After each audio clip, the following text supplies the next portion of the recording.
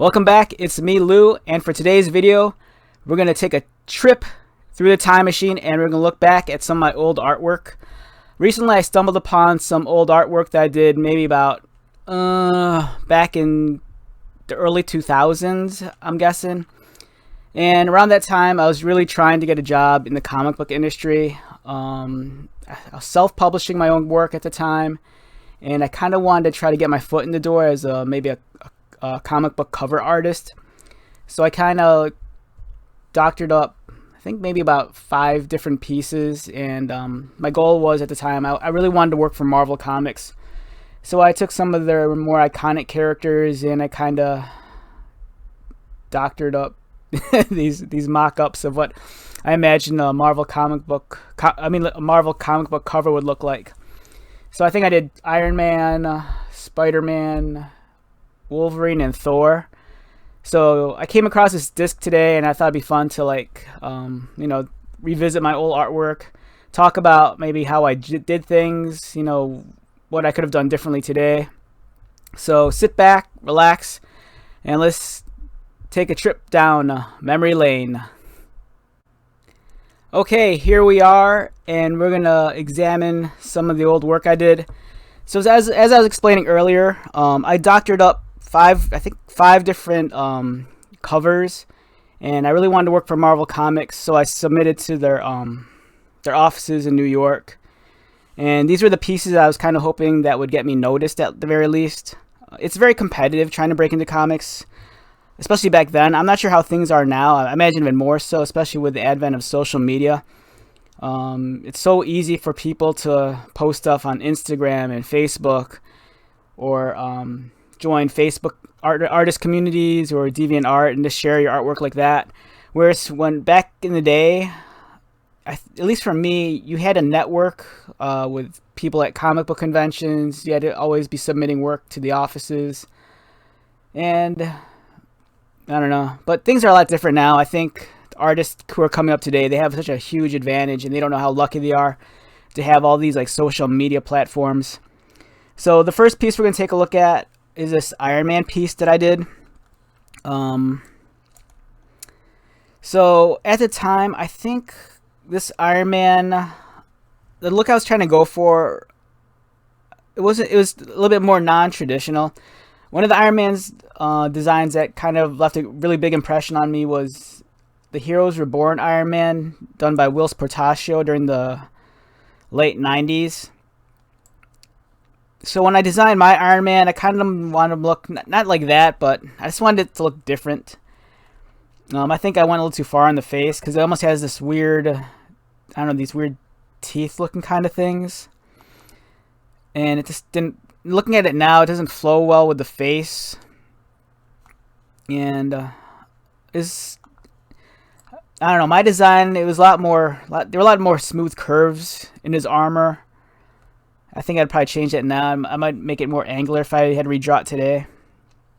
We have vents where his ears are, and I don't know. I'm almost a little bit embarrassed looking at it, but I think I might have been more concerned at the time with the overall presentation of it, because this was, I think, a couple years out of college, and I was a graphic design major, and I was trying to implement some of the ideology and design thinking and principles that I learned in school and apply it to my comic book art and give it more of a graphic design look. And you can kind of tell that just by looking at the layout of this. I had a large border or margin on the left side here, and I think that's where the title and the copy was going to go. So already there, that's very untraditional for a comic book. The color scheme, I went with warm colors, but I think if I did them now, I'd probably punch them up a little because it appears almost a little bit muted. The highlights were kind of lazy. I could have planned them out better. I mean, looking back at it now, I think at the time I had fun drawing it. And it was definitely a departure from the style I normally drew in. I'm proud of it. It's kind of funny looking back at it now because I see so many things I'd do differently. And I mean, when I look at it, the only thing that tells me that this is Iron Man's more so just the eyes and the color scheme. I think if I had to redraw this now, I'd probably go back and try to do something a little bit more traditional. And when I say traditional, I don't mean like Iron Man the last 20 years. I'm talking about like going back to like maybe like the 80s.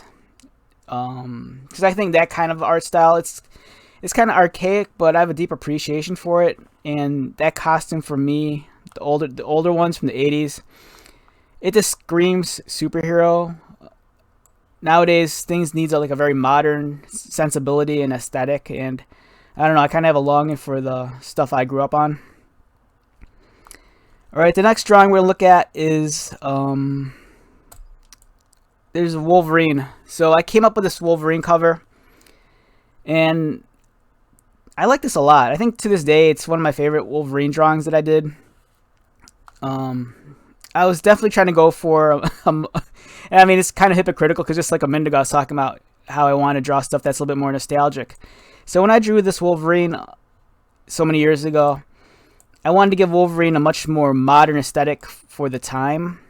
So I was kind of influenced by the Batman film costumes, how his mask and his cowl, they had these cutouts for the eyes. Whereas I think at the time, Wolverine, you never really see his eyes in his costume.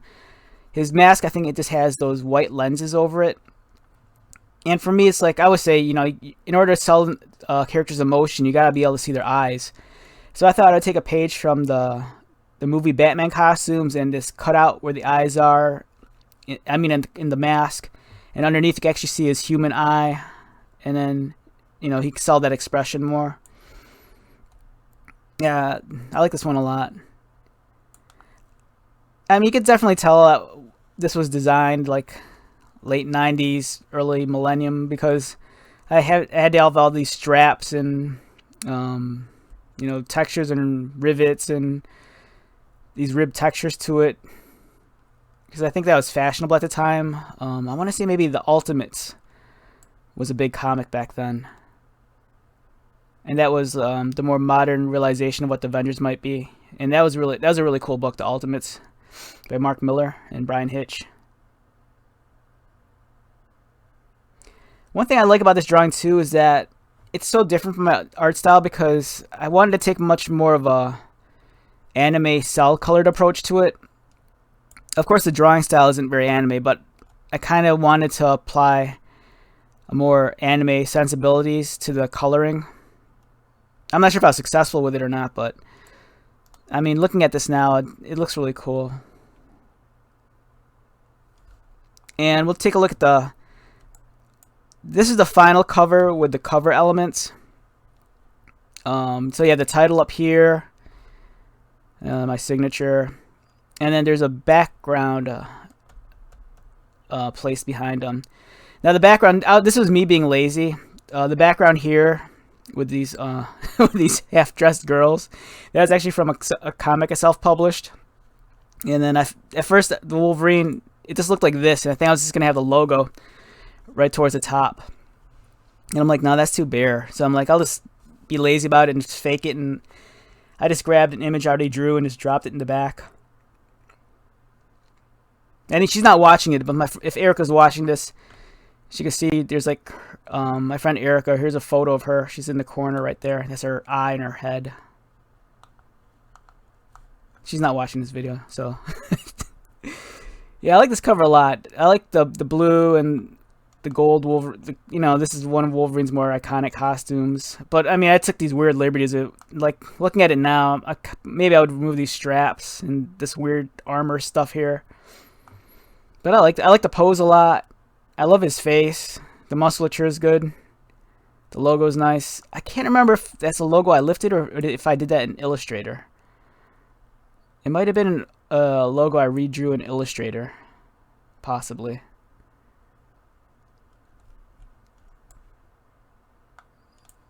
Yeah, I like this a lot. The color scheme is nice. The blue, the cool colors, and the contrast against the warm gold and red looks really awesome.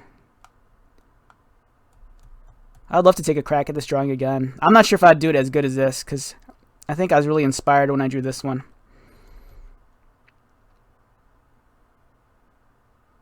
All right, up next we have this Mary Jane cover I did. So Mary Jane is Mary Jane Watson, and that's Spider-Man's girlfriend and eventually wife. So this pose is actually lifted from a Britney Spears book I had, and I can't remember the name of the book. It was like a large, oversized book, and there were a lot of cool photos of Britney Spears. This is like towards the height of her popularity. This is way, way before she had that crazy meltdown and all the other stuff that followed. And anyway, she had this really cool pose in the book, and I'm like, man, that looks so cool as like, this is a drawing. And I drew this. This is actually, I take it back. This is actually the cover to one of the comic books I self-published. It was based off a Britney pose, and then I was being lazy, and I was thinking to myself, I don't want to draw Mary Jane from scratch. I'll just take the drawing I already did and just give her red hair and recolor it and just say it's Mary Jane. And the result was this. So, yeah, this is one of my favorite pieces. I feel bad because the pose is lifted, and then I feel double bad because I lifted a photo, and then I lifted my own artwork, which was a copy of the photo. So in some weird ways, this is like a bastard copy twice over. But so much about this I just love. The coloring is kind of weird. It's very Photoshop 90s, early 2000s. So it's like, if you look at it, it's like, oh, this guy just learned Photoshop, which I probably just did or something. I love the background. It kind of has that Lichtenstein kind of like with that weird dotted pattern, and I love my color choices here. There's like a purple and I think like a hot pink over here, and it just works because it kind of transitions from one color and into the next. And I messed with this today. I experiment a lot with the color of the line work. I like to knock out the black and just throw in something else. And over here, I think I kind of use like a blue-gray as the contour lines. I kind of like how her skin looks soft, but she almost looks like she's on fire. Because she's hot. So, yeah, there's Mary Jane for you. I'm not sure what her color eyes are. Looking at this, I think I might have been inspired also by, there's that one character, what was the comic? Cry Before Dawn. And I think is a character called Dawn? I can't remember. Well, anyhow, McFarlane Toys had a figure of her, and it's just this redhead, and she was wearing this green dress. And then the action figure, I remember I cut off the top and so you could see her nipples because I'm a pervert. But we'll talk about that some other time. So, and I gave her green eyes. I don't know if Mary Jane has green eyes, but I thought, I don't know, maybe I like Irish girls a lot. So I think I just wanted to make her look very Irish. Alright, up next we have Thor, God of Thunder. Now, I like this drawing a lot for many reasons because it's my version of Thor. There was a comic, I want to say there was this one comic that was out at the time. It was like, I think it was called Thor Vikings. I can't remember if I drew this around that era. It was written by Garth Ennis. I think he one of the creators of that one TV show, The Boys. Is that, I don't know. I've never read the comic book. I haven't seen the show. Everyone's like, you need to watch The Boys. I never got around to it. Well, anyhow, I always envisioned Thor. He's the Norse god of thunder. So I really wanted to make him look very Viking-like. And then you always hear people say, "Oh, Vikings, they don't have horns on their helmets." I didn't really care. So I gave him these big ass horns, and then gave him these sharp wing plates underneath the horns, and drew Mjolnir's big ass hammer. And then the buildings, I think this is where it was me being lazy again. I don't think I drew these buildings specifically for this cover. I think I lifted these buildings from a comic book I drew.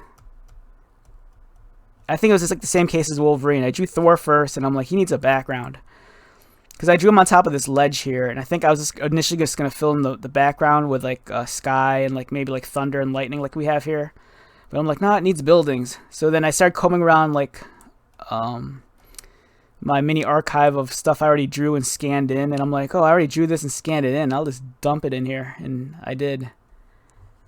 And I like it a lot because I don't draw. I really miss drawing like a lot. I mean, I draw for this YouTube channel, but when I was younger, man, that's all I wanted to do was draw. And I remember just having so much fun, even just drawing these buildings, trying to figure out the perspective and drawing every single window and every single panel and just making a city look like it's kind of just there. Because I think nowadays a lot of artists, they just cheat. I think they just drop in those 3D models. They'll import them from like those libraries or whatever, and they don't draw the buildings, which is, I get it, it's faster and the comics get produced a lot faster, but there's just something about this drawing them yourself. So I really wanted Thor's costume to look ornate. Like if you zoom in on the detail here, there's the illusion of stuff that's being scribed into his armor and his helmet. And he has kind of like these tiny braids in his hair. I wanted to give him really long hair. And since he was a Viking, I kind of almost, you know, Viking-like anyways, I kind of wanted to make him seem very like He-Man. So I wanted to cover his boots in fur, and then maybe he has this like fur thing over his shoulders that connects to his cape. Yeah, I like this a lot. I was never really a big Thor fan.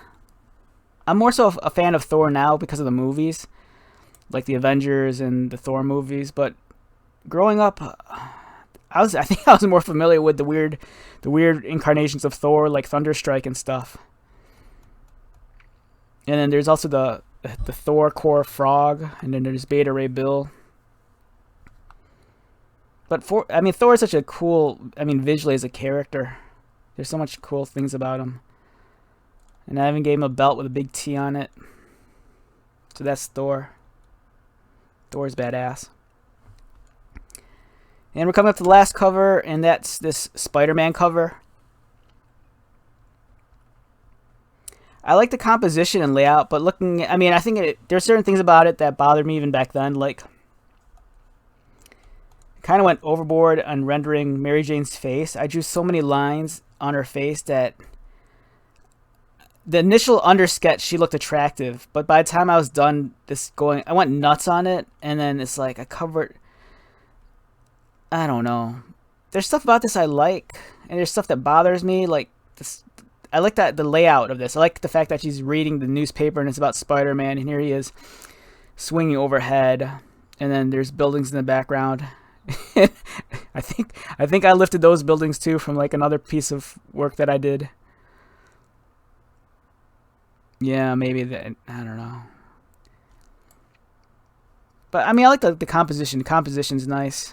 The color schemes. There's something very signature about my color schemes. I always have a certain shade of yellow and red and blue.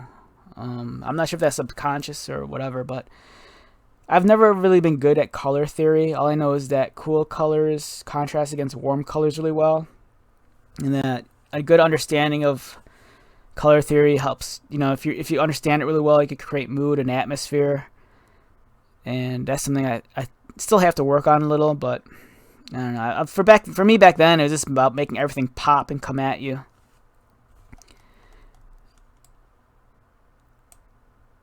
I tried really hard when I drew this too to keep Spider-Man's size small, because if you look at a lot of my drawings, even the stuff I draw now, I'm always doing these portraits and stuff that comes from like the chest up or torso up, where for this I'm like, I gotta fit all of Spider-Man in here, and it always feels weird to me when I draw very small like I did here.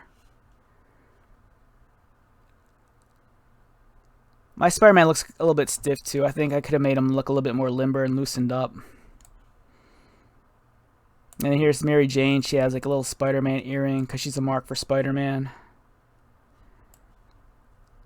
So I think these were all done. Looking at the date on this newspaper, 2004.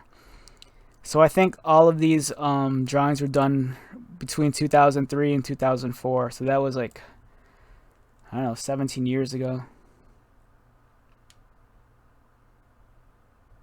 Yeah, I get really, when I look at my old work, I get really nostalgic about this period of time in my life, and it kind of makes me sad because I don't know. When you're younger, you think you could do anything, and this is something I tried pursuing for such a long time. And I mean, I did get my foot in the door, but it wasn't in the way I would have liked. Because I did, I mean, I started off self-publishing, and then I did end up doing some work for smaller publishers. But the dream's always been to like work on one of the big two companies, either Marvel or DC, and just contribute in some way. Leave some. Not necessarily legacy, because legacy is too big of a word. But if I could just have my fingerprints on one of these characters, that'd be so awesome. So yeah, this is the collection of work I did way back in the day. Let's revisit them one last time. We have this Iron Man cover I drew. It's nice. There's things about it I'd probably change now, but back then I was probably in love with it. Thought it was probably really cool. This Wolverine one is still one of my favorite renditions of Wolverine. I draw Wolverine a lot, so that this one holds a special place in my heart. And I think I draw this pose a lot whenever I draw Wolverine. And here's the near finished cover. And then here's that Britney Spears inspired pose. And then once it's colored, it turns into this.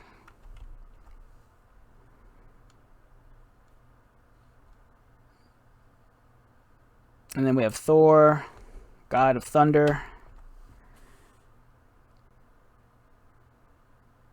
And lastly, we have SpiderMan.